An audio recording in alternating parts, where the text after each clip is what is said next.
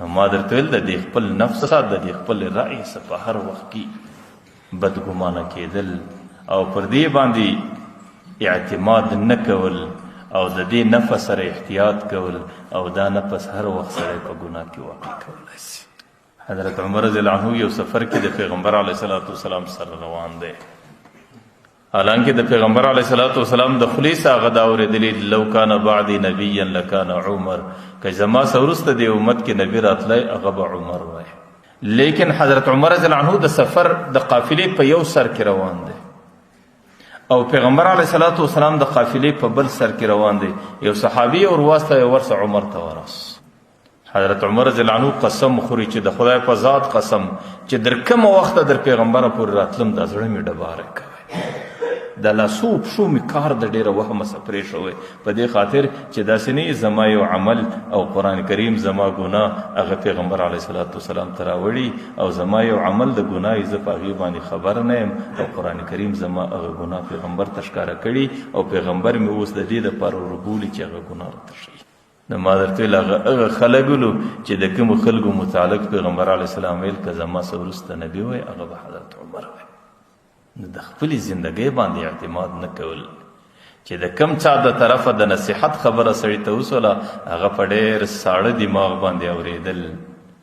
او په هغې باندې عمل کول او هغه سړی د ځان لپاره احسان کوونکی بلل چې د دې سړي زما سره ډېر زیات احسان دی. زه تاسو ته کله د حضرت عمر رضی الله عنه واقعه پیشوم. حضرت عمر رضی الله عنه په مدینه منوره کې د پیغمبر علیه السلام رازدار صحابي حضرت حذیفه ابن یمان چې پیغمبر علیه الصلاۃ والسلام به په ټوله مدینه کې د منافقینو لیست هغه ته ورکړی، د منافقینو اندازه به په مدینه کې ټوله حضرت حذیفه ته ورمعلومېده چې کله به جنازه وسوله صحابه به حذیفه پسې کتل چې حضرت حذیفه رضی الله عنه په جنازه کې شریکو نو د صحابه به دا یقین سو چې دا مخلص مؤمن دی او چې کله به حضرت حذیفه په جنازه کې شرکت نه وکړي صحابه به دستی شکمن سو چې دا منافق دی. د منافقینو چې کوم پیرست او لیست دا به د حضرت حذیفه سره حضرت عمر رضی الله عنه براله د هغې سره به کښته و پورته کېدی، هغې ته به عجز کوئ، هغې ته به زارۍ کوئ او ای حذیفه ته د منافقینو لیست ما ته راښکاره که پیغمبر خو به د عمر نوم په دې کې نه یې درښولی، پیغمبر خو به د عمر نوم په منافقینو کې در لیکلی نه وي، حالانکه هغې د پیغمبر څخه دا اورېدلي چې العمر فی الجنه، ځکه عمر په عشرو مبشرو کې عمر په هغې خلکو کې چې د زندګۍ په دوراني کې د جنت زیری ورباندې سوی. دې وجه باندې زما د خبرو خلاصه و مغز دا رالی چې حضرت علی رضی الله عنه وایي پیغمبر علیه الصلاۃ والسلام رالی موږ ته او موږ یې لمانځله راکښېنول او ما یو څه جواب او حجت ورسره ووایه. پیغمبر علیه الصلاۃ والسلام پر هغه باندې ناراضګي ښکاره کله او دا آیات یې ډېر وایي وکان الانسان اکثر شیء جدلا، انسان ډېر حجت پیشونکی دی، انسان ډېر دلیل ویونکی دی. نو معنا د دې دا ده که چیرې سړي ته د یو مشر خبره وسي، هغه مشر که د پلار په شکل که د مشر رور په شکل هغه مشر که د استاز په شکل که د عام عمر مشر درته هغې درته ویل چې سړی په تا کې دا کمزوري ده دا کمزوري مه کوه، یا هغې دا درته ویل چې دغه عمل ستا دپاره ضروري دی دا وکړه. نو زموږ د اسلام ادبیات زموږ د دین ادب دا دی چې ته به د هغې مشر خبره په ډېر ساړه دماغ په ډېر اطمینان اورې، بیا به په هغه خبره باندې سر خلاصوې او بیا به هغې خبره که ستا په زندګي او په عمل کې وله هغه غلطیا هغه به د خپلې زندګۍ او د عمله څه لرې کوې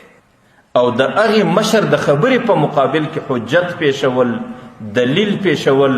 د هغې پر خبره رد عمل ښکاره کول او هغې ته دستي جواب ورکول زموږ په دین کې دا د ادبیاتو خلاف دی او دغه کشر بې ادبه دی. که چیرې تا د یو عذر په وجه باندې هغه عمل کړی هغه مشر ته هغه عذر نه ور معلوم نو بیا به هم د ده د خبرې پر ځای دستي به عذر نه ورته پیښې، بلکې چې کله هغه دوره خلاصه سوله هغه خبره ختم سوله بل ټیم به بیا راځي هغه مشر ته به دا وایي چې حضرت ما چې په کوم ورځ کوم عمل کړی و زما دغه عذر و زما دغه مجبوري وه او دا به ورته وایي چې زما دغه عذر او مجبوري که چیرې یقیني